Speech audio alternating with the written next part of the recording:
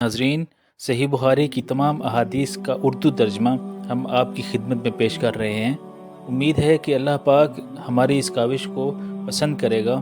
اللہ پاک سے دعا ہے کہ آپ کا پڑھنا، ہمارا لکھنا، ہمارا پیش کرنا اپنی بارگاہ میں قبول و منظور فرمائے اور ان تمام احادیث پر عمل کرنے کی توفیق عطا فرمائے، آمین۔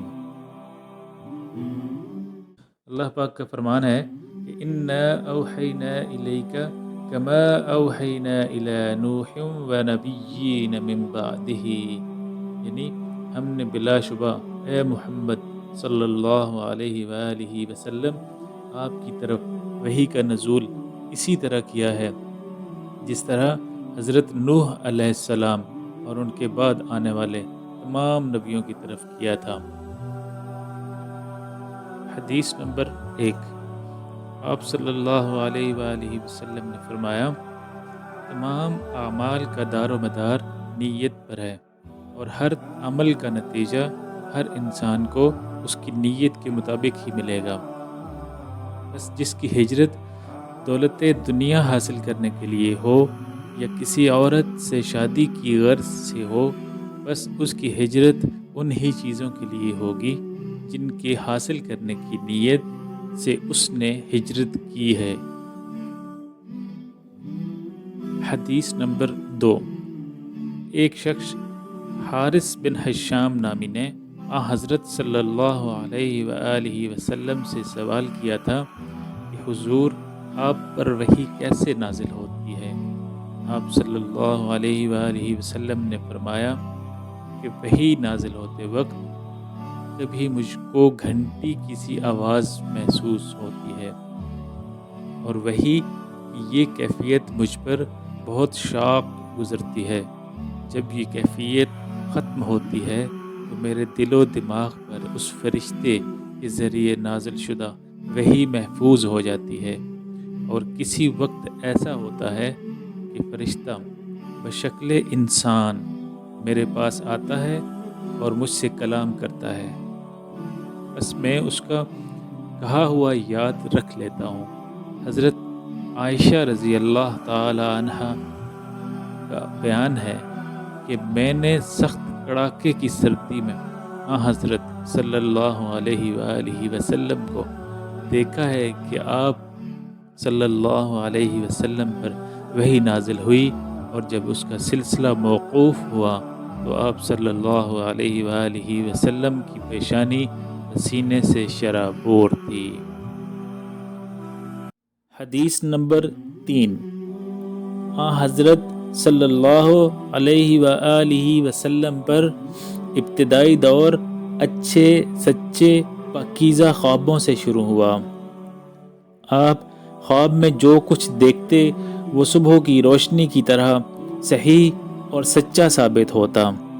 پھر من جانب قدرت آپ تنہائی پسند ہو گئے، اور آپ صلی اللہ علیہ وآلہ وسلم نے غار حرا میں خلوت نشینی اختیار فرمائی، اور کئی دن اور رات وہاں مسلسل عبادت اور یاد الہی و ذکر و فکر میں مشغول رہتے۔ جب تک گھر آنے کو دل نہ چاہتا توشہ ہمراہ لیے ہوئے وہاں رہتے۔ توشہ ختم ہونے پر ہی اہلیہ محترمہ حضرت خدیجہ رضی اللہ تعالی عنہا کے پاس تشریف لاتے اور کچھ توشہ ہمراہ لے کر پھر وہاں پر خلوت گزیں ہو جاتے۔ یہی طریقہ جاری رہا یہاں تک کہ آپ پر حق منکشف ہو گیا، اور آپ غار حرا ہی میں قیام پذیر تھے کہ اچانک حضرت جبرائیل علیہ السلام آپ کے پاس حاضر ہوئے اور کہنے لگے کہ اے محمد پڑھو۔ آپ فرماتے ہیں کہ میں نے کہا کہ میں پڑھنا نہیں جانتا۔ آپ صلی اللہ علیہ وآلہ وسلم فرماتے ہیں کہ فرشتے نے مجھے پکڑ کر اتنے زور سے بھینچا کہ میری طاقت جواب دے گئی، پھر مجھے چھوڑ کر کہا کہ پڑھو۔ میں نے پھر وہی جواب دیا کہ میں پڑھا ہوا نہیں ہوں۔ اس فرشتے نے مجھ کو نہایت ہی زور سے بھینچا کہ مجھ کو سخت تکلیف محسوس ہوئی، پھر اس نے کہا کہ پڑھ۔ میں نے کہا کہ میں پڑھا ہوا نہیں ہوں۔ فرشتے نے تیسری بار مجھ کو پکڑا اور تیسری بار مجھ کو بھینچا، پھر مجھے چھوڑ دیا اور کہنے لگا کہ پڑھو اپنے رب کے نام کی مدد سے، جس نے پیدا کیا اور انسان کو خون کی پھٹکی سے بنایا۔ پڑھو اور آپ کا رب بہت ہی مہربانیاں کرنے والا ہے۔ بس یہی آیتیں آپ حضرت جبرائیل علیہ السلام سے سن کر اس حال میں غار حرا سے واپس ہوئے کہ آپ کا دل اس انوکھے واقعہ سے کانپ رہا تھا۔ آپ حضرت خدیجہ رضی اللہ تعالی عنہ کے ہاں تشریف لائے اور فرمایا کہ مجھے کمبل اوڑھا دو۔ لوگوں نے آپ کو کمبل اوڑھا دیا۔ جب آپ کا ڈر جاتا رہا تو آپ نے اپنی زوجہ محترمہ حضرت خدیجہ رضی اللہ تعالی عنہ کو تفصیل کے ساتھ یہ واقعہ سنایا اور فرمانے لگے کہ مجھ کو اب اپنی جان کا خوف ہو گیا ہے۔